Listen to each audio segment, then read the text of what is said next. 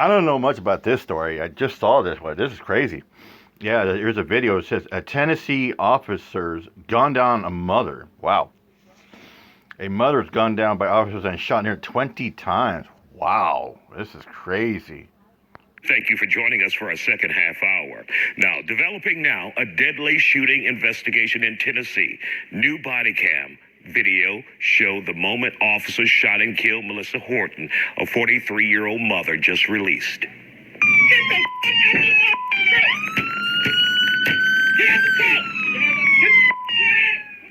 This happened back in March. Officers say they were trying to pull her over after she allegedly pointed a shotgun at her fiance, then left the house. Wow. She had already driven off after the officers waved her down. Smart of her Once to do they that. caught up with her and boxed her in, they shot her nearly 20 times, and they will not be charged, according to the district attorney there in Shelby County. Former law enforcement officer Greg Dupree joins us with more reaction to this investigation. Of course, they're not going to be qualified. Of course, the officer going to be charged because they got qualified Take a look immunity. at this case where 43-year-old Melissa Horton shot and killed by deputies And the in police department's like, oh, it was Shelby a County, justifiable Tennessee. Your thoughts on shooting. it?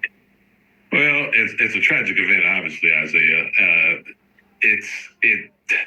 It's very hard to look at this and try to actually find fault with the officers in the sense that they were called by this woman's fiance, I believe.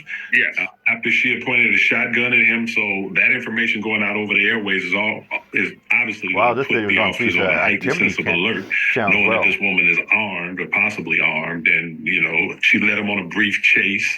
And then she wasn't complying with their commands, and when they stopped her, and she picked up the shotgun, and it had a tragic ending.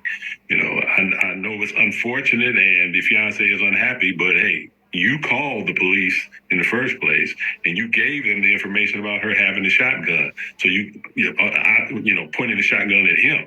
So that means she did have a potential to point a weapon at someone, and evidently she was trying to do it again with the police officers. Now, the video that I've seen, it wasn't clear enough to me to see.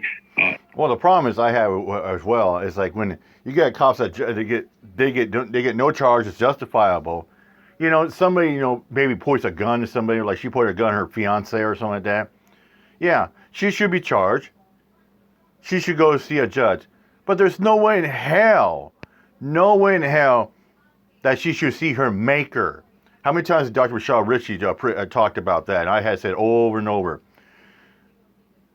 It's like we got too many cops out there who are being judge, jury, and execution in one fell swoop. Just because somebody who gets charged and goes to see a judge should not make their maker. And in the United States, we have a thing called innocent until proven guilty. We have a thing called due process, where you go to court in front of a judge and a jury 12 people. You get the prosecutor and the defense attorney argue out evidence, all that stuff like that. Yeah, she should go see a judge. She should get charged. She should be locked up. But there's no way she should be shot and killed with 20 bullets in her. Into the vehicle to see. I didn't have that perspective, but I'm not going to Monday morning quarterback these guys and say what they saw was different from what I saw. They were there on the scene and they reacted accordingly. And generally, in situations like this, whether you fire one bullet or 20. It really doesn't matter. It's you want to stop the threat, and they fired the number of rounds that they believe were necessary to stop the threat. Now, when we see them firing the rounds into the car pretty close, and then we hear that it was 20 shots. Do you think that's excessive? That means they should be shot and killed. Well, like I said, it was a heightened situation, and it's not like when an officer gets involved in the shooting that they're actually counting their shots. They're trying to stop the threat. They fire as many shots as they feel necessary at the time to stop the threat. Until the clip is empty. But as I said, whether they fired one shot or 20, to stop her from doing what she was doing, it really doesn't matter. And evidently the DA agreed with that. And the DA's decision was not to prosecute. Was not to prosecute, right? Exactly. And an important point you brought up, especially, this is how domestic violence situations can lead you down the rabbit hole, and it ends tragic. It ends in death. Right. It's understanding that they both had an argument. But does it have to end that way? And then she pointed the gun at him like at this. their home. No. And then she took Nobody. off. It doesn't have to end like that with somebody getting shot 20 times and killed. Because supposedly they pointed a shotgun at their significant other. Very, very bad and end with deadly results like we see here. And the point you made, he called the cops. He's upset now. Exactly. Said he and the fortunate thing is, what happens when you call the cops, ladies and gentlemen? You're calling for a gun.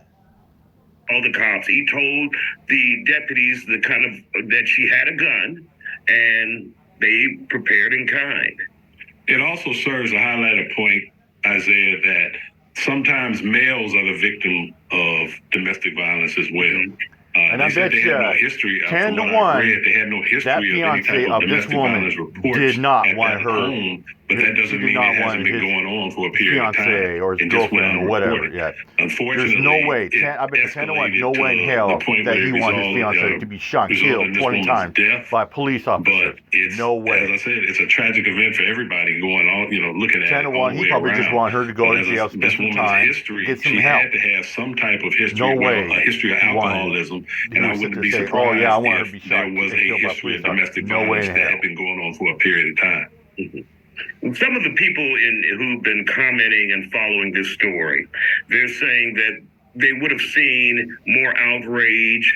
The officers may have likely been charged if this woman was a black woman. There'd be outcry of racism and social injustice. Your thoughts on that? I can't agree. I don't even entertain that type of negative commentary. When I watched the video on YouTube, I read the comments. I read over 50 comments, and every single one of those comments supported the officer's actions. And strangely enough, I'm not going to say strangely enough, that was, and from what I could tell, the majority of the people making the comments were white. Mm-hmm. So I can't see how that if we reverse this situation, well, you're going to always have those detractors. If we had reversed the situation, this was a black woman shot by white officers, you would have some type of outcry. But that doesn't necessarily mean that outcry would be justified. Those 50 comments, if there was 50 comments all for those officers, you know what they're coming from? They're coming from the fraud of Dweeb Network people. The We Back the Blue people, the only Blue Lives Matter people. And as I said before, that going to support cops in any action. Alcohol and whatsoever. And you see the result of that right here in this video. I bet you some of the Blue Line Dweeb Network were going to say, well, that woman should forfeit her life. For what? Pointing a gun at her fiance? She didn't pull the trigger or did nothing. Obviously, when you get involved in a shooting, there's an administrative time where you're off from duty, and the department conducts its own investigation to make sure that the officers adhere to all the departmental policies. But the DA decided not to charge these people. The decision has already been made that they adhere to the law. But now they go through the investigation, if they haven't already, internal investigation to see if they adhere to all the policies within the department. And once that's over with and complete, if they're exonerated departmentally, they go right back out on the street. And I just want to make it clear to the viewers, all of this happened back in March, but they just released the video, the body camera footage, and so that's why there's renewed interest. You'll find that and the family members asking. Yeah, no, and I bet you some of the people in the front of Dweeb Network, the people that say, oh, we back to blue, they'll probably sit there and say, well, for that woman, playing stupid game, win stupid prizes. Yeah, what kind of prize would that be? Her paying her life by meeting her maker? I don't think so. Anyways, I'm out of here, my chat. Peace out.